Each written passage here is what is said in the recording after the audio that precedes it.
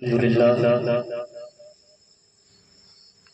لله والشافع لسقيم والشكر لمن يرحم من كل رحيم العالم والواحد والباقي أبدا والغافر للذنب جديد وقديم الظاهر والباطن والنافع حقا الرازق للعبد وإن كان أثيم القابض والباسط والرافع ربي المحيي للميت من عزم رميم وأشهد بالله له ليس نذير الخالق للعيسى من بطن عظيم الملك يصلون على أفضل رسول والناس جميعون بآداب عظيم أما بعد فأعوذ بالله من الشيطان الرجيم بسم الله الرحمن الرحيم ربنا وابعث فيهم رسولا منهم يتلو عليهم آياتك ويعلمهم الكتاب والحكمة ويزكيهم إنك أنت العزيز الحكيم آمنت بالله صدق الله مولانا العظيم وصدق رسوله النبي الأمين الكريم ونحن على ذلك لمن الشاهدين والشاكرين والحمد لله رب العالمين غوث اعظم بمن بے سر و ساما مدد قبلہ دی مدد کعبہ امام مدد اے اشرف زمانہ زمانے مدد نما درہائے بستراز کلید کرم کشا اشرف نہنگ دریا دریا بسی ندارت دشمن ہمیشہ پرغم با ذکر کے دوست دارت ایک مرتبہ آئیے سب سے پہلے انتہائی عقیدت و محبت کے ساتھ گنبد خضرا کی جانب لو لگا کر بھیگ دینے والے آقا وقاتا جناب احمد مصطفیٰ محمد مصطفیٰ صلی اللہ علیہ وسلم کی بارگاہ بے کس بنا جس کو نبی سے جتنی محبت ہو اسی انداز میں درود شریف پڑھے اللہم صلی اللہ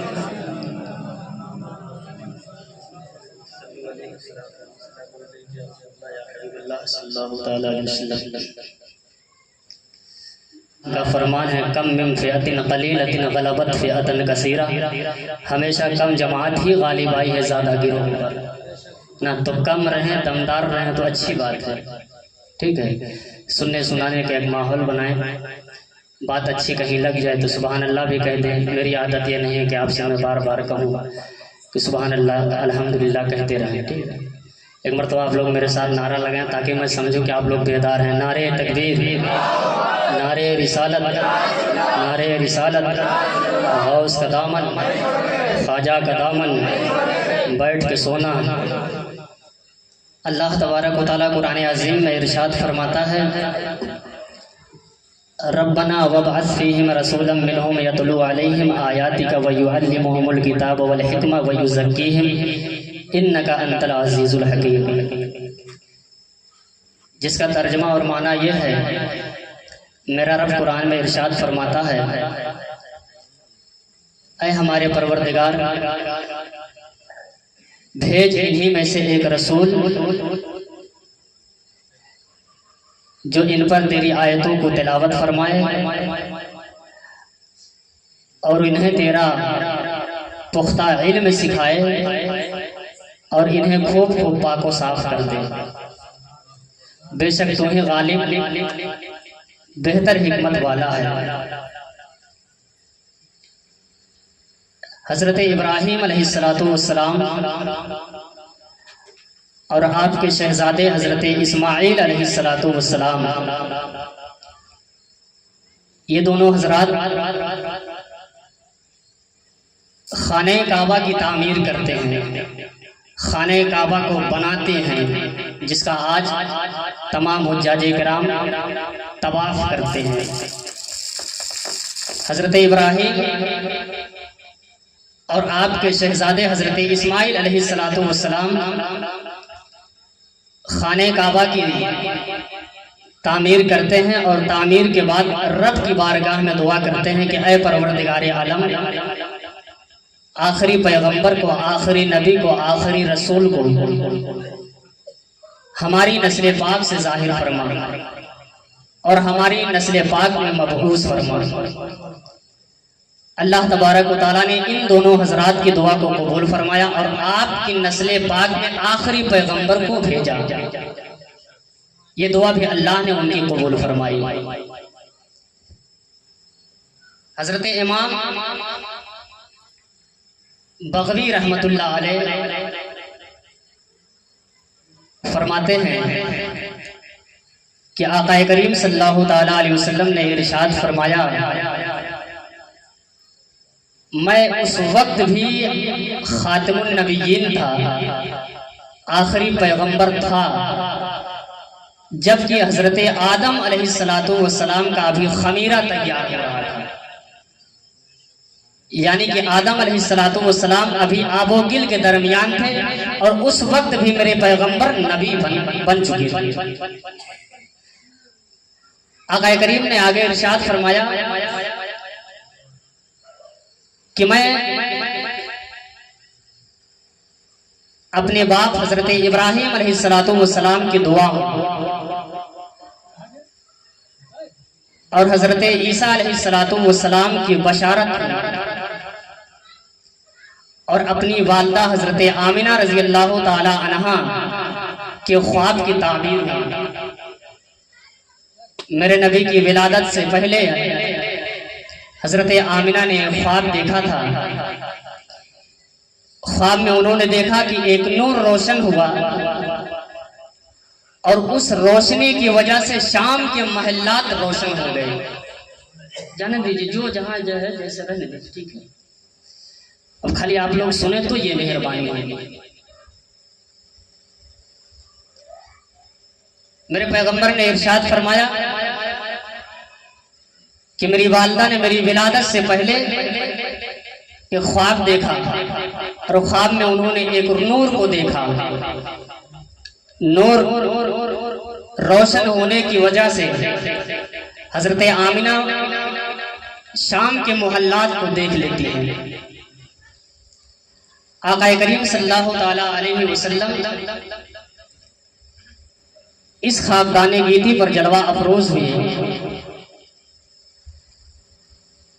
حضرت عیسیٰ علیہ السلام کے آسمان پر اٹھا لے جانے کے بعد اور میرے آقا کے تشریف آوری سے پہلے حضرت عیسیٰ علیہ السلام کے آسمان پر اٹھا لے جانے کے بعد اور میرے نبی کے اس دنیا میں تشریف لانے سے پہلے یہ جو تقریباً 500 سال کا زمانہ گزرا، تقریباً 500 سال کا زمانہ حضرت عیسیٰ علیہ السلام کے آسمان پر اٹھا لے جانے کے بعد اور میرے نبی کی اس دنیا میں تشریف لانے سے پہلے تقریباً 500 سال کا زمانہ جو گزرا، یہ زمانہ بڑا ہی بھیانک دور تھا، بڑا ہی خطرناک دور تھا۔ بالکل اس خاکدان گیتی کا نظام درہم برہم ہو چکا تھا، جہالت عام ہو چکی تھی، مظلوموں کا کوئی حامی اور مددگار نہ تھا، کمزور ستائے جا رہے تھے، لڑکیوں کا جینا دوبھر ہو گیا تھا، یتیموں کے سر پر کوئی شفقت کا ہاتھ رکھنے کے لیے تیار نہ تھا، یتیم در در کی ٹھوکریں کھا رہا تھا، بیواؤں کا کوئی پرسان حال نہیں تھا، انہی بیواؤں کو نجاست کا مجسمہ سمجھا جاتا تھا، لوگ حقارت کی نگاہوں سے دیکھتے تھے، لڑکیوں کو زندہ درگور کرنا ان کا پیشہ بن گیا تھا، قتل و غارت عام ہو چکی تھی، جوا خوری، شراب نوشی، حرام کاری، عیاشی، غرضے کی کون سا ایسا گندا اور گھنونا عمل تھا جو ان کے اندر نہ پایا جاتا تھا، چھوٹے بڑے سب کے سب گناہوں کے پتلے اور پاپ کے پہاڑ بنے ہوئے تھے۔ اسی ہندوستان کے حالات اتنے خراب تھے کہ جب کسی کا شوہر انتقال کر جاتا تھا تو اسی کے ساتھ اس کی بیوی کو بھی زندہ جلا دیا جاتا تھا، لیکن مسلمانوں جب ہر شخص نے ظلم کی حدوں کو پار کر دیا تو بیوائیں اپنی آنچلوں کو سنبھال لی، یتیم خدا کی بارگاہ میں دعائیں مانگنے لگا، لڑکیاں خدا کی رحمتوں کو للکارنے لگی اور سب بیک زبان ہو کر مولا کی بارگاہ میں کہنے لگی کہ اے پروردگار عالم، بھیج دے کسی کو جو ہم سب کی نگہبانی کرے، جو ہم سب کو اپنا حق دلوائے۔ رحمت خداوندی کو ان کی امیدوں پر ترس آیا، ان کی امیدوں پر ترس آیا، ایک نور کو منتقل کیا جو حضرت آدم تک آیا، حضرت آدم سے ہوتے ہوتے حضرت عدنان تک آیا، عدنان سے ہوتے ہوئے ماد تک آیا، ماد سے ہوتے ہوئے نزار تک آیا، نزار سے ہوتے ہوئے مزر تک آیا، मुजर से होते हुए इलियास तक आया, इलियास से होते हुए मुद्रिका तक आया, मुद्रिका से होते हुए खजीमा तक आया, खजीमा से होते हुए किनाना तक आया, किनाना से होते हुए नजर तक आया, नजर से होते हुए गालिब तक आया, गालिब से होते हुए फहर तक आया, फहर से होते हुए लोवी तक आया, लोवी से होते हुए काब तक आया, काब से होते हुए मुर्रा तक आया, मुर्रा से होते हुए कोसै तक आया, कोसै से होते हुए अब्दे मुनाफ तक आया, अब्दे मुनाफ से होते हुए हाशिम तक आया, हाशिम से होते हुए हजरत अब्दुल मुत्तलिब तक आया, हजरत अब्दुल मुत्तलिब से होते हुए हजरत अब्दुल्लाह तक आया, हजरत अब्दुल्लाह से होते हुए हजरत आमिना के शिकम में जलवा अफरोज होता है, और हजरत आमिना के शिकम से जलवा अफरोज होते हुए इस खाकदाने गीती पर जलवा अफरोज होता है। तो रब कुरान में इरशाद फरमाता है, कद जाअकुम मिनल्लाहि नूर, तहकीक के तुम्हारे पास आ गया एक नूर। और इसी की मंजर कशी करते हुए बरेली के इमाम टूटी हुई चटाई पर बैठकर इरशाद फरमाते हैं कि सुबह तैबा में हुई बढ़ता है बाड़ा नूर का, सदका लेने आ नूर का आया है तारा नूर का, सदका लेने नूर का आया है तारा नूर का। और जिस सुहानी घड़ी चमका तैबा का चांद, उस दिन अफरोज साथ पे लाखों सलाम। नारे तकबीर, नारे रिसालत, जश्न ईद मिलादुन नबी, सरकार की आमद, दिलदार की आमद, नारे तकबीर, नारे रिसालत, हजरत अल्लामा मौलाना मुफ्ती सादाब रजा साहब की मिला, नारे तकबीर, नारे रिसालत, सुभान अल्लाह, सुभान अल्लाह। बहुत हज़रात, मेरे नबी इस दुनिया में तशरीफ ले करके आए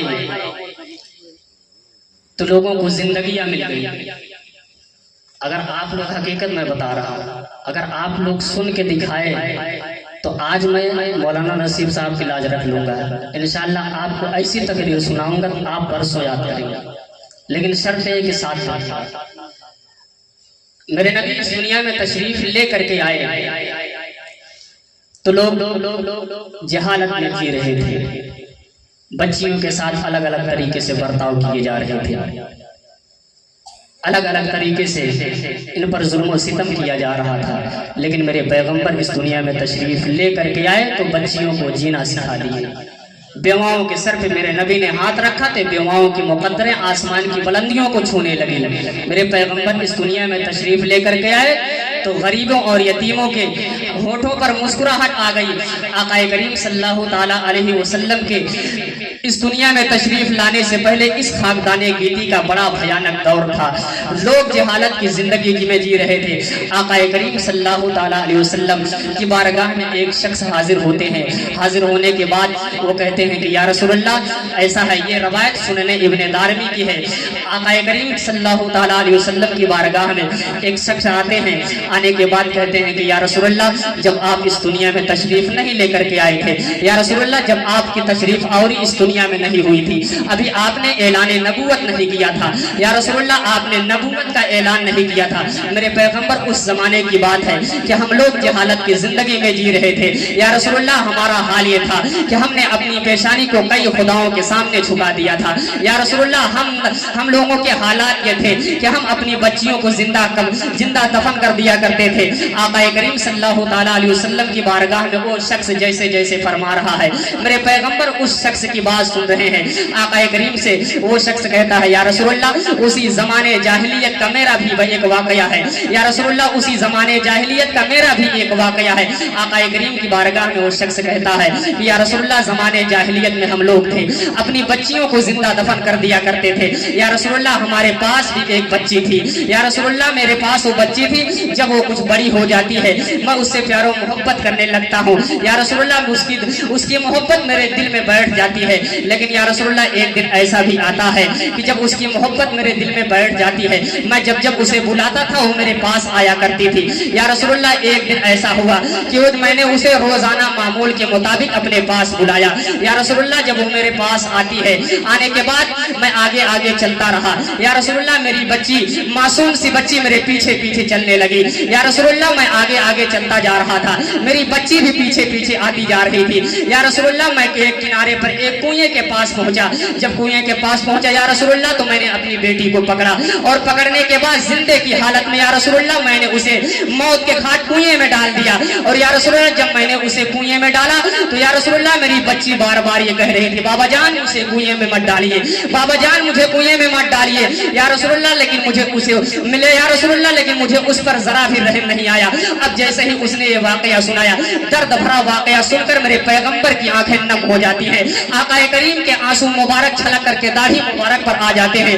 ایک صحابی رسول بغل میں بیٹھے تھے وہ کہتے ہیں کہ اے شخص تو نے آج میرے پیغمبر کو غمگین کر دیا, اے شخص آج تو نے میرے محبوب کو ناراض کر دیا. وہ شخص جیسے ہی اتنا کہتے ہیں میرے پیغمبر نے ارشاد فرمایا کہ اے شخص ایسا ہے کہ یہ جو کچھ بھی کہہ رہا ہے اسے کہنے دو, اس لیے کہ یہ آج اپنے کیے ہوئے کا مداوع ادا کر رہا ہے. جانتے ہو مسلمانوں یہ بڑا بھیانک دور تھا, لوگ اپنی بچیوں کو زندہ دفن کر دیا کرتے تھے. میرے پیغمبر ایسے درد بھرے واقعات کو اس زمانے میں سنا کرتے تھے کہ لوگ اپنی بچیوں کو زندہ دفن کر دیا کرتے تھے, لوگ اپنی بچیوں کو موت کے گھاٹ اتار دیا کرتے تھے. لیکن مسلمانوں میرے پیغمبر اس زمانے میں بچیوں کو زندگی دینے کے لیے, میرے پیغمبر اس زمانے میں عورتوں کو زندگی دینے کے لیے صحابہ کے درمیان یہ اعلان کر رہے تھے, لوگوں کے درمیان یہ بتا رہے تھے کہ اے لوگوں سنو ایسا ہے اگر تم نے 3 بچیوں کو ٹھیک سے پرورش کر دی اور ان کی دیکھ بھال ٹھیک سے کر دی تو کل میدان محشر میں تمہیں اللہ سے جنت دلواؤں گا.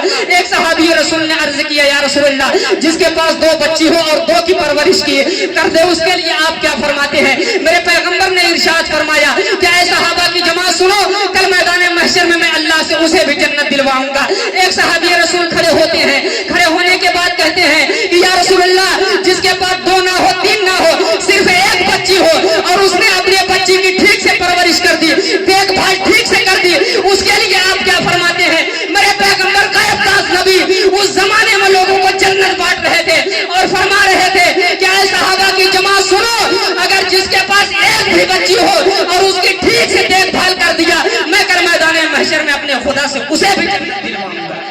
یہ وہ بھیانک دور تھا, لوگ بچیوں کی عزتیں نہیں کیا کرتے تھے, بچیوں کی بے قدری اس قدر کر دیا کرتے تھے کہ انہیں زندہ موت کے گھاٹ اتار دیا کرتے تھے. لیکن میرے پیغمبر اس دنیا میں تشریف لے کر کے آئے تو روشنی لے کر کے آئے. میرے پیغمبر اس دنیا میں تشریف لے کر کے آئے تو آقا کریم صلی اللہ تعالیٰ علیہ وسلم نے لوگوں کو جینا سکھایا. آج ہمارے معاشرے میں تھوڑی سی کمی ہے. کمی کیا ہے کہ ہماری ماں اور بہنیں بھی بڑی جلدی اسلام اور بانی اسلام پر الزام لگا دیتی ہیں کہ اسلام عورتوں کو چہار دیواری میں بند کرنا چاہتا ہے, اسلام عورتوں کی ترقی کو پسند نہیں کرتا ہے, اسلام عورتوں کو چادر میں لپیٹنا چاہتا ہے. لیکن میں ان ماں بہنوں سے کہنا چاہتا ہوں کہ میری ماں بہنوں اس وقت تمہاری ترقی کہاں چلی گئی تھی جب تمہیں نجاست کا مجسمہ سمجھا جاتا تھا؟ اس وقت تمہاری ترقی کہاں چلی گئی تھی جب لوگ تمہیں موت کے گھاٹ اتار دیا کرتے تھے؟ اس وقت تمہاری ترقی کہاں چلی گئی تھی جب تمہارے ساتھ جانوروں جیسا سلوک ہو رہا تھا؟ یہ تو میرے مصطفیٰ کا کرم ہوا کہ میرے مصطفیٰ نے عورتوں کو زندگی دی, لڑکیوں کو زندگی دی, ورنہ لوگ لفظ عورت کو گالی تصور کیا کرتے تھے, لڑکیوں کو جینا دوبھر ہو گیا تھا. میں ان سے کہنا چاہتا ہوں تم اسلام پر الزام نہیں بلکہ بانی اسلام پر الزام لگا رہی ہو. اور اگر سنو, اگر نصیحت کہنے والے کو اور اسلام پر بانی اسلام کو برا سمجھ رہی ہو تو وہ دن دور نہیں ہے کہ تمہیں تمہاری نسل احسان فراموش کے نام سے یاد کریں گی. اس لیے کہ میرے پیغمبر کا بڑا احسان ہے, میرے پیغمبر نے عورتوں پر بڑا احسان کیا. آقا کریم صلی اللہ تعالیٰ علیہ وسلم کا دور وہ دور تھا کہ جس زمانے میں لوگ بچیوں کی بے قدری کیا کرتے تھے, میرے نبی نے اپنی بیٹی حضرت فاطمہ کی قدر کر کے لوگوں کو بتایا کہ بچیوں کی اس طریقے سے قدر کی جاتی ہے. خاتون جنت حضرت سیدہ فاطمہ سلام اللہ علیہا مکہ شریف کی سرزمین ہے. میرے پیغمبر کی بیٹی حضرت فاطمہ الزہرا رضی اللہ تعالی عنہا ایک گلی سے گزر رہی تھی، گلی سے گزر رہی تھی، سامنے ابو جہل کھڑا تھا جو مکہ کا بہت بڑا گنڈا تھا۔ صرف میرے نبی نے ایک مرتبہ اسے ابو جہل کہا، زمانے میں اس کا نام ہی ابو جہل ہو گیا، کوئی آج تک ابو الحکم اسے کہتا ہی نہیں، جانتے بھی نہیں کہ نہیں اس کا نام ابو الحکم تھا، لوگ اسے ابو جہل ہی نام جانتے ہیں، اس لیے میرے نبی نے یہ نام دی تھی اسے۔ حضرت فاطمہ ایک گلی سے گزر رہی تھی، راستے میں ابو جہل کھڑا تھا، فاطمہ بنت محمد کو دیکھا تو دیکھنے کے بعد آپ کے بابا جان کو لان تان کر دیا۔ صرف میں آپ کو بتانا یہ چاہتا ہوں میرے پیغمبر نے بچیوں کی زندگی کس طریقے سے دی ہے، میرے پیغمبر نے بیٹیوں سے کس طریقے سے محبت کی ہے۔ جس زمانے میں لوگ بیٹیوں کو زندہ دفن کیا کرتے تھے، حضرت فاطمہ ایک گلی سے گزر رہی تھی، سامنے ابو جہل کھڑا تھا۔ جب ابو جہل نے فاطمہ بنت محمد کو دیکھا تو دیکھنے کے بعد آپ کے بابا جان کو لان تان کر دیا، آپ کی بابا جان کے شان میں بے ادبی کر دی، بکواس کر دیا۔ اس نے بکواس کیا، یہ واقعہ امام جلال الدین سیوطی علیہ الرحمہ نے نقل فرمایا ہے۔ جب اس نے بکواس کیا تو حضرت فاطمہ نے پلٹ کر کے اس کا جواب دیا، اس لیے کہ بیٹیوں کی ایک عادت ہوا کرتی ہے کہ بیٹیاں اپنے باپ کے خلاف کسی کو آواز نہیں اٹھانے دیتی۔ بیٹا ایک مرتبہ تھوڑی دیر کے لیے برداشت کر لیتا ہے، اس کی منہ ہے بول رہا تو بولنے دو، لیکن بیٹیاں گریبان پکڑ لیتی ہیں، اس کی ہمت کیسے ہوئی، میرے باپ کے خلاف اس نے بول دیا۔ جیسے ہی ابو جہل نے آقا کریم کی شان میں بے ادبی کی، حضرت فاطمہ نے پلٹ کر کے اس کا جواب دیا۔ حضرت فاطمہ نے جب پلٹ کر کے جواب دیا تو ابو جہل کو بڑا غصہ آیا، وہ اپنے گھوڑے سے اترا، اترنے کے بعد فاطمہ کی گردن پہ ایک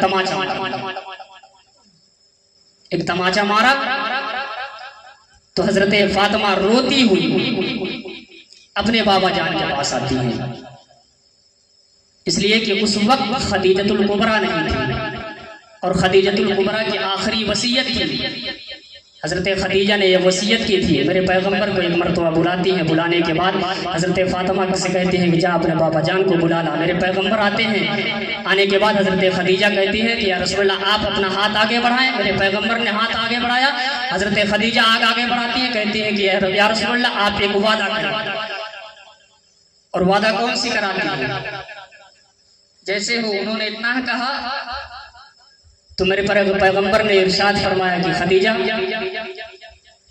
حالات گزر گئے، زمانے گزر گئے، ان آخر وقت میں تم وعدے کرا کریں۔ حضرت خدیجہ کہتی ہیں ہاں یا رسول اللہ مجھے آپ سے وعدہ کرنا ہے۔ حضرت خدیجہ وعدہ کیا کراتی ہیں؟ یا رسول اللہ فاطمہ میری سب سے چھوٹی بیٹی ہے، اور میں یہ چاہتی ہوں کہ جب میں اس دنیا میں نہ رہوں تو کبھی بھی میری بیٹی کی آنکھوں میں آنسو نہ آنے پائے۔ جیسے ہی حضرت خدیجہ اتنا کہتی ہیں، میرے پیغمبر نے ارشاد فرمایا کہ خدیجہ تم کیسی بات کر رہی ہو، اگر فاطمہ تمہاری بیٹی ہے تو فاطمہ میری بیٹی ہے، فاطمہ سے جتنا تم پیار کرتی ہو فاطمہ سے میں بھی اتنا پیار کرتا ہوں۔ یہ آخری وصیت حضرت خدیجہ آقا کریم سے لیتی ہیں۔ ابو جہل تھپڑ مارا، حضرت فاطمہ روتی ہوئی اپنے بابا جان کی بارگاہ میں آتی ہے۔ میرے پیغمبر نے دیکھا، دیکھنے کے بعد میرے پیغمبر نے ارشاد فرمایا کہ فاطمہ آج تیرے آنکھوں میں آنسو کیسے آ گئے؟ آج میں تجھے روتے دیکھ رہا ہوں۔ ارے اسی مکہ کی سرزمین پر میں نے بھوک کو برداشت کیا، پیاس کو برداشت کیا، اسی مکہ کی سرزمین پر میں نے اپنے پیٹ پر پتھر بھی باندھے ہیں، میں نے بھوکوں کو برداشت کیا ہے، اسی مکہ کی سرزمین پر میرے اوپر ظلم کے پہاڑ توڑے گئے، اسی مکہ کی سرزمین پر میرے پیٹھ پر اجھڑیاں رکھی گئی، اسی مکہ کے زمین پر طائف کے میدان میں مجھے خون سے لت پت کیا گیا، لیکن بیٹی فاطمہ میں نے کبھی تیری آنکھوں میں آنسو نہ دیکھے۔ لیکن آج بات کیا ہے کہ آج میں تیرے آنکھوں میں آنسو دیکھ رہا ہوں۔ جیسے ہی میرے پیغمبر نے اتنا ارشاد فرمایا، حضرت فاطمہ کہتی ہے کہ بابا جان ایسا ہے، میں گلی سے آ رہی تھی، سامنے ابو جہل کھڑا تھا، مجھے وہ دیکھ کر کے آپ کی شان میں اس نے بکواس کیا، آپ کو برا بھلا کہتا ہے، جب برا بھلا کہتا ہے بابا جان مجھ سے برداشت نہیں ہوا، میں نے پلٹ کر کے ابو جہل کا جواب دیا، اور جب میں نے پلٹ کر کے ابو جہل کا جواب دیا تو ابو جہل نے مجھے ایک تھپڑ مار دیا۔ اب جیسے ہی اتنا سننا ہوا، نبوت کی آنکھیں لال ہو جاتی ہیں، میرے پیغمبر جلال کے عالم میں آ جاتے ہیں، میرے پیغمبر نے हजरत फातिमा से कहा कि बेटी फातिमा जा अबू सुफियान को बुला करके ला। ये अबू सुफियान कौन है? ये अबू सुफियान वही है जो अभी इस्लाम के दामन से वाबस्ता नहीं हुए हैं, अभी मेरे पैगंबर की गुलामी नहीं अख्तियार किए हुए हैं। हजरत फातिमा अबू सुफियान के दरवाजे पर जाती है, अबू सुफियान को बुला कर लाती है। मेरे पैगंबर ने इरशाद फरमाया कि ऐ अबू सुफियान सुनो, इसी मक्का की सरजमीन पर तुमने मेरे ऊपर जुल्म के पहाड़ तोड़े हैं, इसी मक्का की सरजमीन पर तुमने मेरे पीठ पर ऊंट की उजड़ियां भी रखी है, इसी मक्का की सरजमीन पर तुम लोगों ने मुझे खून से लथपथ भी किया है, ताइफ के मैदान में मुझे खून से लथपथ किया है, मेरे ऊपर पत्थरों के बरसात भी किए हैं, इसी मक्का की सरजमीन पर तुमने मेरे ऊपर तरह तरह के जुल्म ढाए हैं। लेकिन ऐ अबू सुफियान सुन लो, मैंने कभी भी तुम लोगों के हक में बद्दुआएं नहीं की है, मैंने कभी तुम लोगों को लान तान नहीं किया है, मैंने कभी तुम लोगों को बुरा भला नहीं किया है। लेकिन ऐ अबू सुफियान सुनो, आज मोहम्मद की बात नहीं है बल्कि आज मेरी बेटी फातिमा की बात है, इसलिए कि आज अबू जहल ने मेरी बेटी के साथ अच्छा नहीं किया है, आज अबू जहल ने मेरी बेटी के गर्दन पे तमाचे मारे हैं, इसलिए ऐ अबू सुफियान जा करके अबू जहल से कह दो कि वो आकर के मेरी बेटी फातिमा बिन्त मोहम्मद से माफी मांग ले, वरना आज मोहम्मद खुदा की बारगाह में बद्दुआ करेगा और अल्लाह तबारक व तआला हुए जमीन पर कयामत तक किसी काफिर को पैदा नहीं फरमाएगा। ये मेरे पैगंबर ने इरशाद करवाया। अब उसके बाद आकाए करीम सल्लल्लाहु ताला अलैहि वसल्लम की बेटी हजरत फातिमा के हाथों को हजरत अबू सुफियान पकड़ते हैं। पकड़ने के बाद अबू जहल के दरवाजे पर पहुंचते हैं, दस्तक देते हैं, अंदर से आवाज आती है, कौन? अबू सुफियान ने कहा सरदार मक्का अबू सुफियान। कहा क्या बात है? कहा दरवाजा खोल पहले,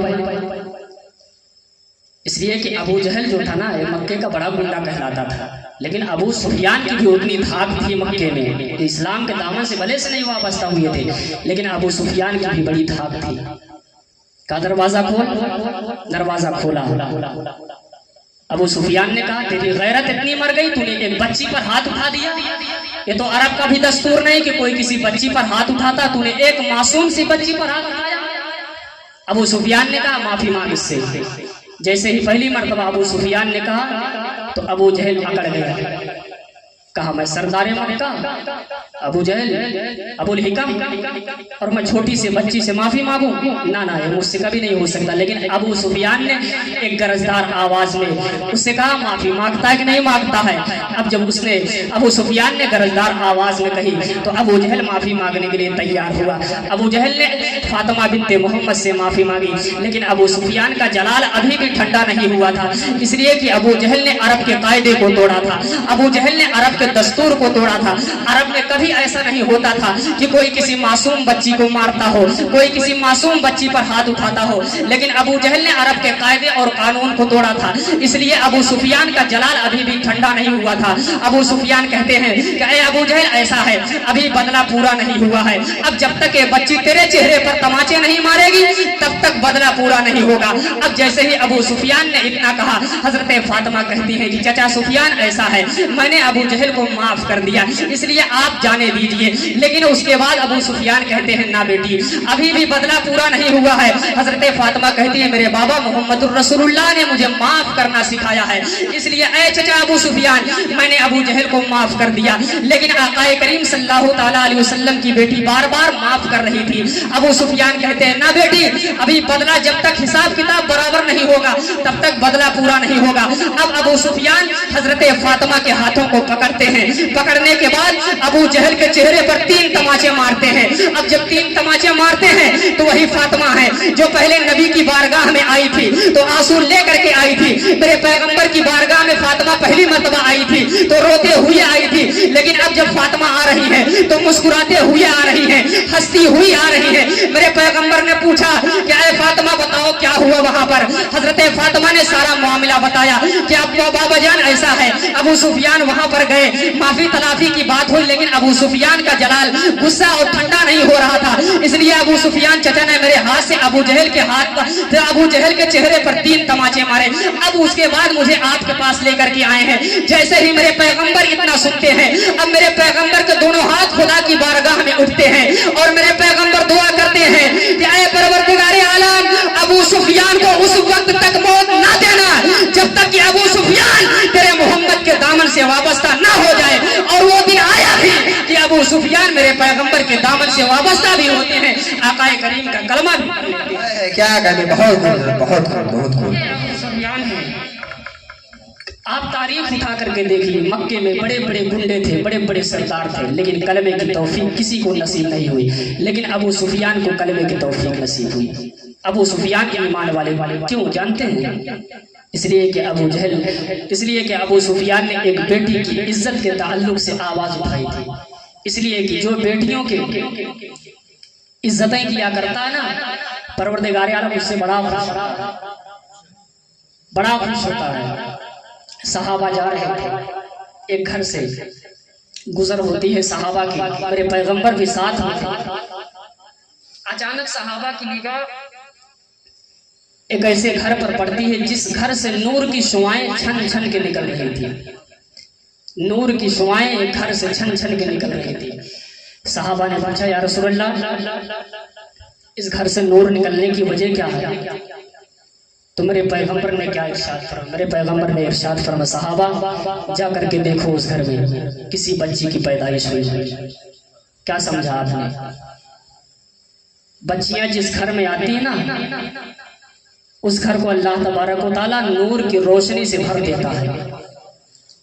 بچیوں کا بڑا مقام ہے، آپ انہیں بوجھ نہ سمجھا کریں، اس لیے کہ یہ اپنا رزق لے کر کے آتی ہیں، اپنا بھی لے کر کے آتی ہیں، ساتھ میں اپنے باپ کا بھی لے کر کے آتی ہیں، اور مرتبہ اتنا بڑا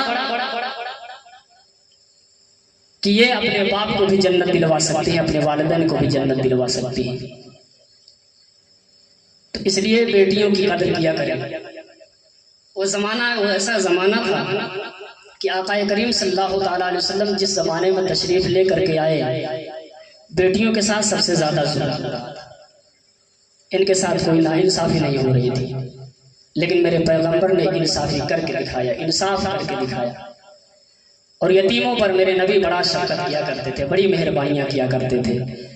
آج بھی اگر کہیں یتیم آپ کو دکھ جائے نا، غریب دکھ جائے، تو محبت سے اس کے ہاتھ پہ اپنے ہاتھ کو پھیر دیا کریں، انشاءاللہ اللہ آپ کی محبت سے ہاتھ پھیرنے کی وجہ سے آپ کو ثواب عنایت فرمائے گا۔ کہیں غریب دکھ جائے نا، تو غریب کو کبھی آپ معمولی نہ سمجھیں۔ کسی کا بچہ یتیم ہو جائے تو اس کے لیے سہارا بنا، اس لیے کہ میرے پیغمبر نے سہارا بنا اور اپنے امت کو یہ تعلیم دی کہ غریبوں اور یتیموں کے ساتھ اچھا برتاؤ کرو۔ ایک صحابی رسول ہیں جن کا نام حضرت عبداللہ ہے، تاریخ میں عبداللہ ہے، جنہیں ذوالبجادین بھی کہا جاتا ہے، دو چادروں والی۔ یہ صحابی رسول ہیں، یتیم تھے، غریب تھے،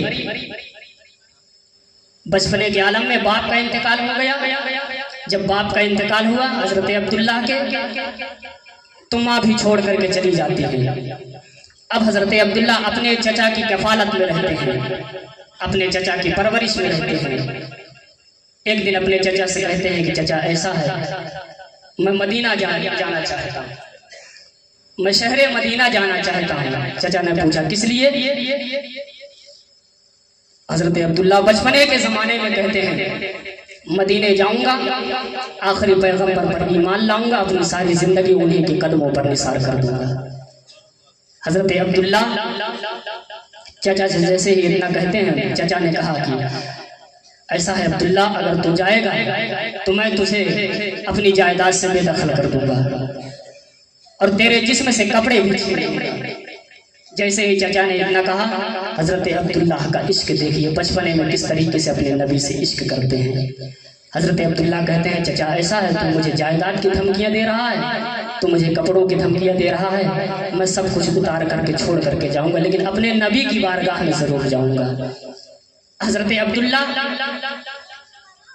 قبیلہ مزینہ کے رہنے والے تھے، قبیلہ مزینہ سے چلتے ہیں۔ رات کے وقت میں چچا نے جائیداد سے بے دخل کیا، جس میں سے کپڑے بھی چھین لیے، ننگے تھے، رات کے وقت میں اپنے ماں کے دروازے پر پہنچتے ہیں، وہ ماں جو چھوڑ کر کے چلی گئی تھی۔ حضرت عبداللہ ماں کے دروازے پر پہنچتے ہیں، دستک دیتے ہیں، اندر سے آواز آتی ہے، کون؟ عبداللہ کہتے ہیں ماں میں تیرا بیٹا ہوں جسے آپ نے چھوڑ کر کے چلی آئی تھی۔ حضرت عبداللہ رات کے سناٹے کے وقت میں دروازے پر دستک دیتے ہیں، ماں باہر آتی ہے، اور جب ماں باہر آتی ہے تو بیٹے کی حالت کیا دیکھتی ہے کہ بیٹے کے جسم پر کوئی کپڑا نہیں ہے، بیٹا ننگے جسم جو ہے دروازے پر کھڑا ہے۔ حضرت عبداللہ کی والدہ دیکھتی ہیں، پوچھتی ہیں کہ بیٹا تیرا حال کس نے یہ کیا؟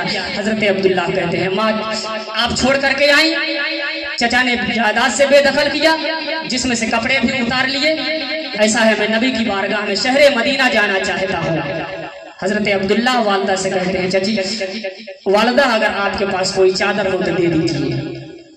آپ کی والدہ ایک چادر دیتی ہیں، اس چادر کے 2 ٹکڑے کرتی ہیں، ایک سے آپ تہبند بناتے ہیں، ایک کو اپنے کندھے پر رکھتے ہیں، رات کے سناٹے میں شہر مدینہ کی طرف نکل پڑتے ہیں۔ وہ زمانہ سوچئے، یاد کریے کیا زمانہ رہا ہوگا، بچپنے کا زمانہ تھا حضرت عبداللہ کا، لیکن میرے نبی کی محبت میں رات کے سناٹے میں قبیلے مزینہ سے نکلتے ہیں، شہر مدینہ کی طرف بڑھتے ہیں، شہر مدینہ کی طرف جاتے ہیں۔ اب اس کے بعد رات کے وقت میں مدینہ کی گلی میں پہنچتے ہیں، وہاں کے درے دیوار بڑے سونے لگ رہے تھے، حضرت عبداللہ کو مدینے میں کوئی نظر نہیں آ رہا تھا۔ رات کے وقت میں پہنچتے ہیں، حضرت عبداللہ مسجد نبوی میں پہنچتے ہیں، میرے نبی کے مسجد میں پہنچتے ہیں، جاتے ہیں وہاں پر آرام کرتے ہیں۔ صبح کا وقت ہوتا ہے، مؤذن مسجد سے اذان دیتا ہے، حی علی الصلاۃ حی علی الفلاح کی صدائیں بلند ہوتی ہے۔ حضرت عبداللہ انتظار کرتے ہیں کہ اب میرے پیغمبر تشریف لے کر کے آئیں گے، اب میرے آقا تشریف لے کر کے آئیں گے۔ حضرت عبداللہ آقا کریم صلی اللہ تعالیٰ علیہ وسلم کے انتظار میں مسجد میں بیٹھ جاتے ہیں، میرے پیغمبر فجر کے وقت میں مسجد میں تشریف لاتے ہیں۔ حضرت عبداللہ آنکھوں سے دیکھتے ہیں، نبی کے چہرے اعلیٰ کی زیارت کرتے ہیں، آنکھوں میں آنسو بھرے ہیں۔ حضرت عبداللہ سے میرے پیغمبر نے پوچھا کہ اے بچے کہاں سے آئے ہو، کس جگہ کے رہنے والے ہو، کس قبیلے سے تعلق رکھتے ہو؟ حضرت عبداللہ کہتے ہیں یا رسول اللہ آپ کی محبت میں گرفتار ہوں، آپ کے محبت میں گرفتار ہوں، آپ کے شہر میں آیا ہوں۔ یا رسول اللہ میرا کوئی نہیں ہے، میرا باپ میرا ساتھ چھوڑ دیا ہے، میرا چچا میرا ساتھ چھوڑ دیا ہے، میری ماں میرے ساتھ چھوڑ دی ہے۔ یا رسول اللہ میں آپ پر ایمان لانا چاہتا ہوں، آپ کا کلمہ پڑھنا چاہتا ہوں۔ آقا کریم نے ارشاد فرمایا اے عبداللہ ایسا ہے آج کے بعد سے تمہارا نام عبداللہ رہے گا، آج کے بعد سے تمہیں لوگ ذوالبجادین کہیں گے۔ آقا کریم نے ارشاد فرمایا کہ اے عبداللہ آج کے بعد سے تم میرے گھر کے بغل میں ایک گھر ہے وہیں پہ رہا کرنا۔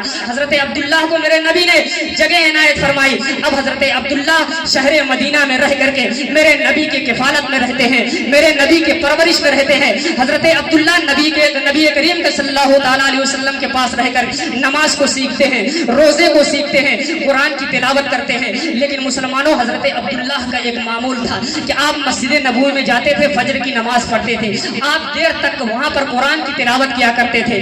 مسجد نبوی کا ایک قانون تھا کہ مسجد میں کوئی بلند آواز سے قرآن کی تلاوت نہیں کر سکتا تھا۔ حضرت عبداللہ اس قانون سے واقف نہیں تھے، حضرت عبداللہ بلند آواز سے قرآن کی تلاوت کر رہے تھے۔ حضرت عمر آتے ہیں، حضرت عمر نے حضرت عبداللہ کو ڈانٹا، حضرت عبداللہ کو جیسے ہی حضرت عمر نے ڈانٹا، اب حضرت عبداللہ مسجد کے ایک کونے میں جاتے ہیں، بیٹھ کر کے رونے لگتے ہیں۔ میرے پیغمبر تشریف لے کر کے آتے ہیں، آقا کریم نے حضرت عبداللہ کے سر پر اپنے ہاتھ کو رکھا اور پوچھا کہ اے عبداللہ کیا بات ہے، کیوں رو رہے ہو؟ آج تمہیں آج کہیں ایسا تو نہیں کہ تمہارے باپ کی یاد آ گئی ہے، کہیں ایسا تو نہیں کہ تمہارے ماں کی یاد آ گئی، کہیں ایسا تو نہیں کہ چچا کی یاد تڑپا دی، کہیں ایسا تو نہیں کہ آج تمہارا شہر تمہیں یاد آ رہا ہو؟ حضرت عبداللہ کہتے ہیں نہیں یا رسول اللہ، نہ ہی مجھے باپ کی یاد تڑپا رہی ہے، نہ ہی مجھے ماں کی یاد تڑپا رہی ہے، نہ ہی مجھے اپنے شہر اور وطن کی یاد تڑپا رہی ہے۔ یا رسول اللہ بات در اس لیے ہے کہ مجھے مسجد نبوی کا قانون معلوم نہیں تھا کہ آپ کی مسجد میں لوگ قرآن کی تلاوت بلند آواز سے نہیں کر سکتے ہیں۔ یا رسول اللہ اس قانون سے میں واقف نہیں تھا، لیکن یا رسول اللہ اتنے میں قرآن کی تلاوت کر رہا تھا، حضرت عمر آئے اور آنے کے بعد انہوں نے ہمیں ڈانٹ دیا، اور جب انہوں نے ڈانٹا یا رسول اللہ تو آج مجھے میرا باپ یاد آ گیا۔ یا رسول اللہ جب حضرت عمر نے مجھے ڈانٹا تو آج مجھے میری ماں یاد آ جاتی ہے۔ یا رسول اللہ جب حضرت عمر نے مجھے آج ڈانٹا تو آج مجھے اپنا شہر یاد آ جاتا ہے۔ جیسے ہی حضرت عبداللہ نے اتنا نبی سے ارشاد فرمایا، میرے نبی نے صحابہ کے درمیان اعلان کیا، صحابہ کو اعلان کرنے کے بعد میرے پیغمبر نے سب کو مسجد میں اکٹھا کیا، اکٹھا کرنے کے بعد میرے پیغمبر نے اعلان فرمایا کہ اے صحابہ کی جماعت سنو، تمہیں معلوم نہیں ہے یہ عبداللہ کون ہے؟ یہ عبداللہ میری محبت میں شہر مدینہ آیا ہے، یہ عبداللہ اپنے باپ کو چھوڑ کر کے آیا ہے، یہ عبداللہ اپنی अपनी माँ को छोड़ करके आया है, ये अब्दुल्ला अपने चचा को छोड़ करके आया है, ये अब्दुल्ला अपने जायदाद को छोड़ करके आया है। ये सिर्फ अगर शहर मदीना आया है तो सिर्फ मेरी मोहब्बत में आया है। इसलिए ऐ सहाबा की जमात सुनो, मस्जिद नबवी के कानून सबके लिए जो होंगे तो होंगे, लेकिन आज के बाद सुन लो, मेरे अब्दुल्ला के लिए मस्जिद में कोई कानून नहीं है। मेरे अब्दुल्ला का जैसा भी दिल करे वैसे ही वो कुरान की तिलावत कर सकता है। नारे तकबीर, नारे तकबीर, नारे रिसालत, नारे रिसालत, उलमाए अहले सुन्नत, उलमाए अहले सुन्नत, नारे हैदरी। सुभान अल्लाह, सुभान अल्लाह। ये हजरत अब्दुल्ला थे, बचपने का जमाना था, यतीम थे, लावारिस थे, कोई सर पर शफकत का हाथ रखने वाला नहीं था। मेरे पैगंबर ने आपके सर पर शफकत का हाथ रखा।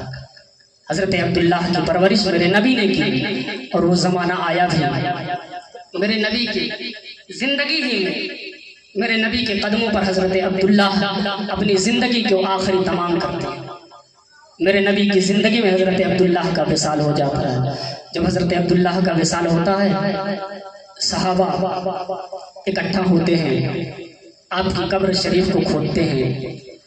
कब्र शरीफ को खोदने के बाद मेरे पैगंबर ने हजरत अब्दुल्ला की नमाज जनाजा पढ़ाई। मेरे पैगंबर ने हजरत अब्दुल्ला के लिए कफन दफन का इंतजाम किया। मेरे पैगंबर कब्र शरीफ में उतर करके हजरत अब्दुल्ला को अपने हाथों से कच्ची कच्ची ईंटें लगा रहे थे।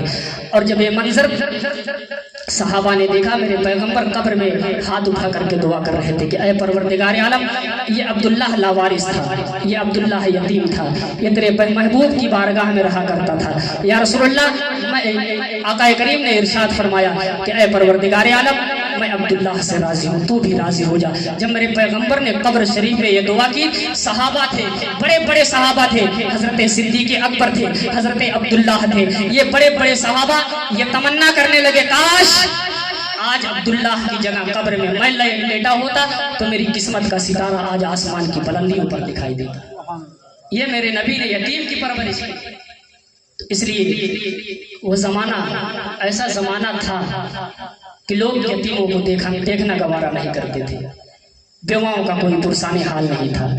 लड़कियों को लोग मौत के घाट उतार दिया करते थे। ये तो सब मेरे नबी का करम है कि आज कि लोग जिंदगियां जी रहे हैं, वरना मेरे नबी इस दुनिया में तशरीफ ना लाते तो वही जहालत का दौर होता।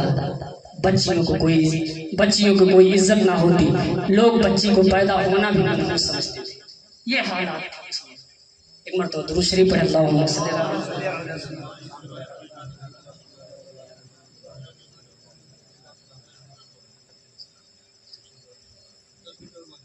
सल्लल्लाहु अलैहि वसल्लम या रसूलल्लाह। हजरात, मेरे पैगंबर का खानदान बड़ा सखी खानदान था, सखावत के दरिया बहाया करते थे। ये हालात थे। आपके दादा हजरत अब्दुल मुत्तलिब, इनका ये मामूल था कि हज के दिनों में ये हुज्जाजे किराम की बड़ी शानदार मेहमान नवाजी किया करते थे।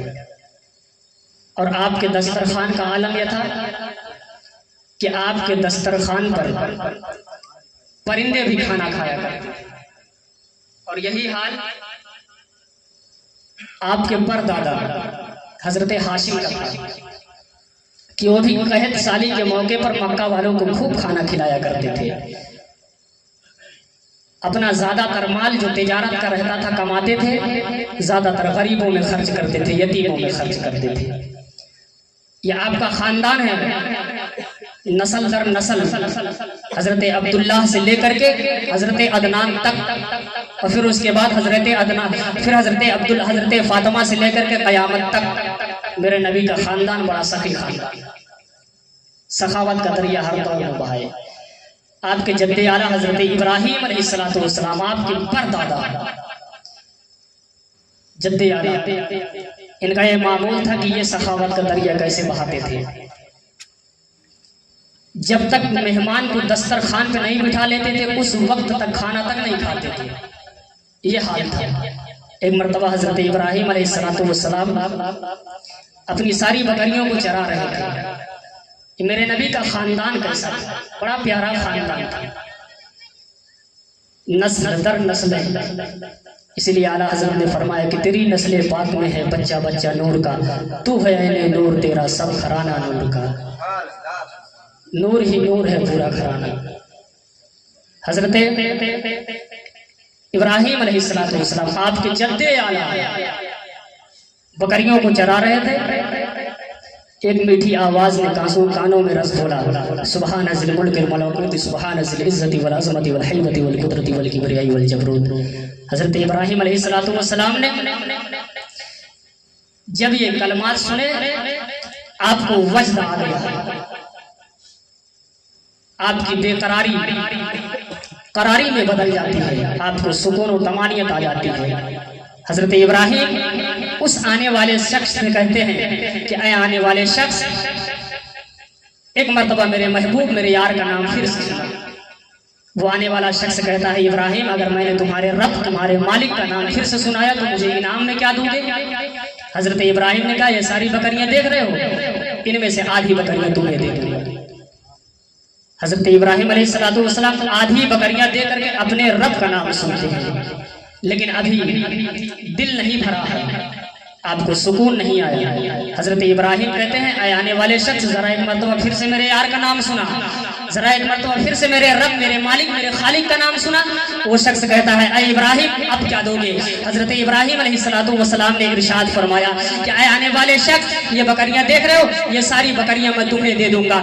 جانتے ہو مسلمانوں، حضرت ابراہیم علیہ السلام ساری بکریوں کو راہ خدا میں دے کر کے اپنے محبوب اپنے رب کا یار سنتے ہیں، لیکن حالت کیا تھی کہ کروں تیرے نام پر جاں فدا، نہ بس ایک جاں دو جہاں فدا، دو جہاں سے بھی نہیں جی بھرا، کروں کیا کروڑوں جہاں نہیں۔ حضرت ابراہیم نے کہا کہ اے آنے والے شخص، ذرا ایک مرتبہ اور میرے رب کا نام سنا، ذرا ایک مرتبہ اور میرے خالق میرے مالک کا نام سنا۔ حضرت ابراہیم سے وہ آنے والا شخص کہتا ہے کہ اے ابراہیم اب تو تمہارے پاس کچھ دینے کے لیے بچا نہیں ہے، تم تو ساری بکریاں بھی دے چکے۔ حضرت ابراہیم کہتے ہیں کہ اے آنے والے شخص سن، تمہیں ان بکریوں کو چرانے کے لیے ایک آدمی کی ضرورت تو پڑے گی، تم مجھے میرے رب کا نام سنایا کرنا، میرے مالک کا نام سنایا کرنا، میں تمہاری بکریاں چرایا کروں گا۔ حضرت ابراہیم علیہ السلام اس طریقے سے سخاوت کا دریا بنا تھے۔ یہ تو حضرت عبداللہ سے پہلے کے حالات تھے، لیکن حضرت عبداللہ سے آقا کریم صلی اللہ تعالیٰ علیہ وسلم کے بعد کے حالات کس طریقے سے میرے نبی علیہ السلام کا گھرانہ سخاوت کا دریا۔ ایک بات بتا دوں آپ کو، آپ اس نسب اور حسب سے ہمیشہ جڑے رہیں، اس لیے کہ میرے نبی نے ارشاد فرمایا ہے کلو نسب کلو سبب و نسب منقطع یوم القیامت فإنها موصولۃ الا سببی و نسبی فإنها موصولۃ فی الدنیا والآخرہ۔ میرے نبی نے ارشاد فرمایا قیامت کے دن سب کے نسب حسب رشتے ٹوٹ جائیں گے، لیکن میرا نسب اور حسب اور رشتہ وہ رشتہ ہے جو قیامت کے دن بھی سلامت رہے گا۔ اس لیے کہ قیامت کا دن وہ دن ہے جس دن نہ باپ بیٹے کے کام آئے گا، نہ بیٹا باپ کے کام آئے گا، نہ ماں بیٹی کے کام آئے گی، نہ بیٹی ماں کے کام آئے گی، نہ چچا بھتیجے کے کام آئے گا، نہ بھتیجا چچا کے کام آئے گا، نہ دادا پوتے کے کام آئے گا، نہ پوتا دادا کے کام آئے گا۔ ہر شخص نفسی نفسی کے عالم میں ہوگا، لیکن میرے پیغمبر ایسے وقت کے لیے کیا ارشاد فرماتے ہیں کہ جہاں سب کا رشتہ ختم ہو جائے گا، سب جواب دے دیں گے، وہاں آقا کریم ارشاد فرماتے ہیں تمہیں میرا رشتہ ہمیشہ ساتھ ملے گا۔ تو اس لیے نبی سے رشتے بنائے رکھو، نبی کے گھر والوں سے پیار کرو، نبی کے در والوں سے پیار کرو، اس لیے کہ نبی کا گھر بھی پاک ہے، نبی کا در بھی پاک ہے۔ کس قدر میرے نبی کا گھرانہ سخاوت کا دریا بہاتا تھا۔ حضرت فاطمہ کا واقعہ، مدینہ المنورہ کی سرزمین ہے، مسجد نبوی ہے، صحابہ بھرے مجمع کے ساتھ، صحابہ کے بھرے مجمع میں آقا کریم صلی اللہ تعالیٰ علیہ وسلم بیٹھے ہوئے ہیں۔ ایک شخص مسجد نبوی میں آتا ہے، آنے کے بعد کھڑا ہو کر کے کہتا ہے کہ ہے تم نے کوئی ایسا جو مجھ غریب مسافر کو کھانا کھلا سکتا ہے؟ جیسے ہی اس نے اتنا کہا، میرے پیغمبر صحابہ کے درمیان اعلان کرتے ہیں کہ اے صحابہ کی جماعت، ہے تم نے کوئی ایسا جو اس مسافر کو کھانا کھلا سکتا ہے؟ جیسے ہی میرے پیغمبر نے اتنا کہا، تمام صحابہ کی نگاہیں نیچی ہو جاتی ہیں، صحابہ کی نگاہیں نیچی ہو جاتی ہیں. ایک صحابی رسول کھڑے ہوتے ہیں جن کا نام حضرت سلمان فارسی.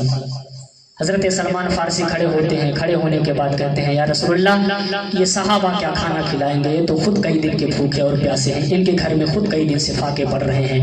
حضرت سلمان فارسی کہتے ہیں یا رسول اللہ میں اس مسافر کو, اس غریب کو کھانا کھلا کر لاؤں گا.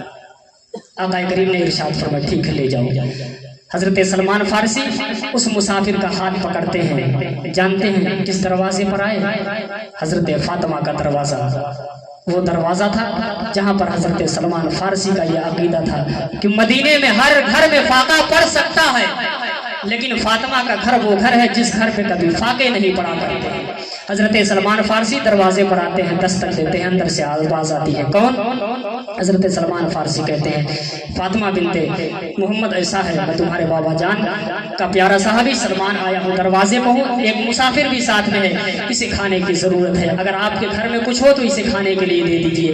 حضرت سلمان فارسی جیسے ہی اتنا کہتے ہیں اندر سے آواز آتی ہے چچا سلمان ایسا ہے آپ جس امید کے ساتھ میرے گھر پہ آئے تھے آج میرے گھر میں بھی کھانے کے لیے کچھ نہیں ہے, اس لیے آپ مہمان کو واپس لے کر کے چلے جائیں. اب حضرت سلمان فارسی دروازے سے قدم کو اپنے پیچھے کرتے ہیں, کچھ ہی دور پیچھے آئے تھے, اندر سے پھر آواز آتی ہے ٹھہر جاؤ. حضرت سلمان فارسی ٹھہر جاتے ہیں, پھر دروازے پر آتے ہیں. اب اس کے بعد حضرت فاطمہ ایک چادر نکالتی ہے, حضرت سلمان فارسی کے ہاتھ میں دیتی ہے کہتی ہے کہ اے سلمان جاؤ فلاں یہودی شمعون یہودی کے پاس چلے جاؤ, میری چادر کو اس سے بیچ دینا اور اس کے بدلے میں جو کچھ بھی وہ کھانے کے لیے دے دے اس سے لے لینا, اور لینے کے بعد اس مسافر کو کھانا کھلا دینا. سوچو مسلمانوں میرے پیغمبر کے گھرانے والے کس قدر کے لوگ تھے کہ اپنے پیٹ پہ پتھر باندھ لیا کرتے تھے, لیکن کسی غریب مزدور کو کبھی بھوکا نہیں رہنے دیتے تھے. آقا کریم کی بیٹی حضرت فاطمہ کہتی ہے کہ سلمان فارسی لے کر کے جاؤ میری چادر اور شمعون یہودی کو دو, اس سے کھانے کے بدلے میں کچھ لے لینا, اس مسافر کو کھلا دینا. حضرت سلمان فارسی وہ چادر لے کر کے شمعون یہودی کے پاس جاتے ہیں, چادر دیتے ہیں, کھانے کے لیے کچھ لیتے ہیں, اس مسافر کو دیتے ہیں. وہ مسافر کھانا کھاتا ہے, سکم سیر ہو جاتا ہے. پھر اس کے بعد شمعون یہودی کے پاس سے سلمان فارسی آنے لگتے ہیں. وہ شمعون یہودی آواز دیتا ہے کہ سلمان ذرا ٹھہر جاؤ, اتنی جلدی جانے میں نہ کرو. حضرت سلمان فارسی یہودی کے پاس ٹھہرتے ہیں. وہ یہودی کہتا ہے کہ اے سلمان فارسی یہ بتاؤ کہ یہ چادر لائے تو کہاں سے ہو؟ حضرت سلمان فارسی کہتے ہیں کہ یہ فاطمہ بنت محمد کی چادر ہے, حضرت فاطمہ زہرا کی چادر ہے. حضرت فاطمہ زہرا کی چادر وہ شمعون یہودی جب کھول کر کے دیکھتا ہے تو اس میں 17 پیبند لگے ہوئے تھے. میری ماں بہنوں تم بھی ذرا یاد رکھو, آج تمہارے پاس 20 جوڑے کپڑے سے کم نہیں ہوا کرتے ہیں, پھر بھی تمہاری ناشکری ہوا کرتی ہے کہ ہمارے پاس کپڑے نہیں ہیں. سوچو حضرت فاطمہ کی زندگی کیا زندگی تھی. حضرت فاطمہ چاہتی تو حضرت فاطمہ کے ساتھ سونے اور چاندی کے پہاڑ چلتے, لیکن حضرت فاطمہ نے ہمیشہ اپنی زندگی غریبی میں گزاری. حضرت فاطمہ ہمیشہ اپنی زندگی کو غریبی میں گزارنا پسند کی. حضرت فاطمہ وہ پھٹی پرانی چادر شمعون یہودی دیکھتا ہے, 17 پیبند لگے ہوئے تھے. شمعون یہودی حضرت سلمان فارسی سے کہتا ہے کہ اے سلمان فارسی ذرا اپنے ہاتھ کو آگے بڑھاؤ, پہلے اپنے محمد کے دامن سے مجھے بھی وابستہ کر لو, پہلے مجھے بھی اسلام کا کلمہ پڑھا کر کے مسلمان بنا لو, اس لیے کہ میں بھی تمہارے اسلام کے دامن سے وابستہ ہونا چاہتا ہوں, میں بھی تمہارے پیغمبر کا کلمہ پڑھنا چاہتا ہوں. حضرت سلمان فارسی نے کہا کہ اے شمعون یہودی ذرا یہ تو پتا کہ آخر تو نے اسلام کے دامن سے وابستہ ہونے میں اتنی جلدی کیوں کر دی, آخر تو نے میرے پیغمبر کا کلمہ پڑھنے میں اتنی جلدی کیوں کر دی. وہ شمعون یہودی جواب دیتا ہے کہ اے سلمان فارسی سنو, میں نے اپنی کتاب میں یہ بات پڑھ رکھی تھی کہ محمد کے گھر والے وہ لوگ ہوں گے کہ اپنی پھٹی پرانی چادر کو بھی بیچ دیں گے, اپنے پیٹ پہ پتھر بھی باندھ لیں گے, لیکن کبھی کسی غریب کو وہ بھوکا رہنے. حضرت سلمان فارسی شمعون یہودی کہتا ہے اے سلمان فارسی آج میں نے دیکھ لیا ہے کہ فاطمہ بنت محمد اپنی پھٹی پرانی چادر بیچ کر کے ایک مزدور کا, ایک غریب مسافر کا پیٹ بھر رہی ہے, تو اس لیے میرے پیغمبر کے خاندان سے ہمیشہ وابستہ رہے, اس لیے کہ آقا کریم کا خاندان وہ خاندان ہے کہ جس سے جڑے رہنے میں ہمیشہ سمجھیے کہ نجات ہے. اگر آپ اس خاندان سے جڑے رہیں تو انشاءاللہ آپ کی دنیا بھی سنور جائے گی, آپ کی آخرت بھی سنور جائے گی. آج میلاد النبی صلی اللہ تعالیٰ علیہ وسلم کے موقع پر ہم لوگ حاضر ہوئے ہیں. بڑا اعتراض اس میں ہوتا ہے، لیکن میں یہ سمجھتا ہوں کہ ایسے لوگوں کا اعتراض دینا بھی ایسے لوگوں کے اعتراض کا جواب دینا بھی فالتو ہے۔ ارے بھائی، اپنے نبی کی پیدائش کی خوشی کون نہیں مناتا ہے؟ اللہ نے قرآن میں ارشاد فرمایا ہے، ربنا انزل علینا مائدۃ من السماء تکون لنا عیدا لاولنا ولآخرین۔ میلاد بڑی بات ہے، نبیوں کی ولادت بڑی بات ہے۔ اللہ نے فرمایا، حضرت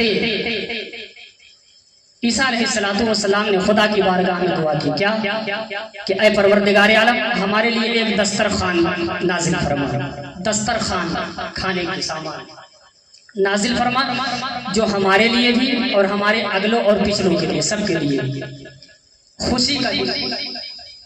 اب آپ بتائیے، آج بھی عیسائی اس دسترخوان کے اترنے کی وجہ سے اتوار کے دن خوشی مناتے ہیں۔ آج بھی عیسائی اتوار کے دن خوشی مناتے ہیں، کس لیے؟ صرف اسی دسترخوان اترنے کی وجہ سے کہ اللہ تبارک و تعالیٰ نے حضرت عیسیٰ علیہ السلام کو دسترخوان دیا۔ بتاؤ، عیسائی ایک دسترخوان کے اترنے پر خوشی منا رہا، آج تک منا رہا ہے۔ حضرت عیسیٰ کا زمانہ کب کا چلا گیا، لیکن عقل کے پیدلوں کو اب تک نہ سمجھ میں آیا کہ میرے نبی کی پیدائش، جس کے لیے اللہ تبارک و تعالیٰ نے قرآن میں ارشاد فرمایا ہے، قل بفضل اللہ وبرحمتہ فلیفرحوا، کہ اللہ کے فضل اور اس کی رحمت پر خوشی مناؤ۔ اور اللہ نے قرآن میں صاف اعلان فرما دیا، وما ارسلناک الا رحمۃ للعالمین، میں نے اپنے محبوب کو سارے جہان کے لیے رحمت بنا کر کے بھیجا۔ جب اللہ نے رحمت بنا کر کے بھیجا ہے تو خوشی مناؤ۔ میں تو یہ سمجھتا ہوں بھیا، ہمارے نبی ہیں، ہم خوشی مناتے ہیں، جن کے نبی نہ ہو۔ اور ایک بات اور جان لیجئے، جس رب کے ہم ماننے والے ہیں وہ رب بھی میلادی ہے، وہ رب بھی اللہ تبارک و تعالیٰ قرآن میں ارشاد فرماتا ہے، وَإِذْ أَخَذَ اللَّهُ مِيثَاقَ النَّبِيِّينَ لَمَا آتَيْتُكُم مِّن كِتَابٍ وَحِكْمَةٍ ثُمَّ جَاءَكُمْ رَسُولٌ مُصَدِّقٌ لِّمَا مَعَكُمْ لَتُؤْمِنُنَّ بِهِ وَلَتَنصُرُنَّهُ قَالَ أَأَقْرَرْتُمْ وَأَخَذْتُمْ عَلَىٰ ذَلِكُمْ إِصْرِي قَالُوا أَقْرَرْنَا قَالَ فَاشْهَدُوا وَأَنَا مَعَكُمْ مِنَ الشَّاهِدِينَ فَمَن تَوَلَّىٰ بَعْدَ ذَلِكَ فَأُولَٰئِكَ هُمُ الْفَاسِقُونَ۔ جا کے اس کی تفسیر معنی آیتیں پڑھ لینا سب۔ اللہ تبارک و تعالیٰ نے بھی میلاد منایا۔ میلاد ہے کیا؟ نبی کا ذکر، یہی میلاد ہے، نبی کا تذکرہ کرنا یہی میلاد ہے۔ اور اللہ نے قرآن میں تذکرہ فرما دیا ہے۔ اللہ نے کیا فرمایا کہ اے نبیوں کی جماعت، جب میں تمہیں کتاب و حکمت سے نواز دوں، جب میں تمہیں کتاب و حکمت دوں، نبیوں سے اللہ نے وعدہ لیا، جب میں تمہیں کتاب و حکمت سے نواز دوں، پھر تمہارے پاس وہ آخری پیغمبر تشریف لے کر کے آئے تو اس پر ضرور ضرور ایمان لانا، ضرور ضرور اس کی مدد کرنا۔ اللہ تبارک و تعالیٰ نے بھی ارشاد فرمایا کہ اے نبیوں کی جماعت، ذرا یہ تو بتاؤ، کیا تم نے اقرار کیا، میرا بھاری ذمہ اٹھایا؟ سب نبیوں نے کہا کہ پروردگار عالم، ہم نے اقرار کیا۔ اللہ نے فرمایا کہ وَأَنَا مَعَكُم مِّنَ الشَّاهِدِينَ، ایک دوسرے پر تم لوگ گواہ ہو جاؤ، میں بھی گواہ ہوں۔ آگے اللہ نے کتنا سخت جملہ ارشاد فرمایا، فَمَن تَوَلَّىٰ بَعْدَ ذَلِكَ فَأُولَٰئِكَ هُمُ الْفَاسِقُونَ۔ اے نبیوں کی جماعت سن لو، اے آدم سن لو، اے ابراہیم سن لو، اے اسماعیل سن لو، اے یحییٰ سن لو، اے زکریا سن لو، اے موسیٰ اور عیسیٰ سن لو۔ نبوت تو نبوت، رسالت تو رسالت، تو بات کی بات ہے۔ فَمَن تَوَلَّىٰ بَعْدَ ذَلِكَ فَأُولَٰئِكَ هُمُ الْفَاسِقُونَ۔ اب جو اس عہد و پیمان سے پھر جائے، اس عہد و پیمان سے روگردانی کر لے، اللہ فرماتا ہے نبوت تو نبوت، رسالت تو رسالت، فمن تولی بعد ذلک فاولئک هم الفاسقون، میں اسے فاسقوں کے درجے میں کھڑا کر دوں گا۔ اللہ نے اتنا سخت جو میرے نبی کے پیدائش کے تعلق سے لوگوں سے، انبیاء سے وعدہ لے رہا ہے، تو یہ بھی تو اللہ تبارک و تعالیٰ نے تذکرہ فرمایا، اور یہی ہم بھی آج کرتے ہیں، تو کچھ لوگوں کو مرچی لگ جاتی ہے۔ آپ اس بات کو ذہن سے نکال دیں، میلاد جائز ہے، جن کے نبی نہ ہوں وہ الگ سے اپنا کوئی میلاد منا لیں۔ کنہیا کا جنم الگ الگ طریقے سے، اپنے بیٹے کا جب جنم دن ہو نا بڑے شوق سے مناتے ہیں، لیکن نبی کی میلاد کی بات آ جائے تو کمبخت حدیث مانگتا ہے، قرآن مانگتا ہے، قرآن میں دکھاؤ، حدیث میں دکھاؤ۔ ہاں، یہ نہیں اپنا ثابت نہیں کر پائے گا، پتا اپنی نسل کہاں سے ثابت کرے گا، ہر چیز قرآن اور حدیث سے مانگتا ہے۔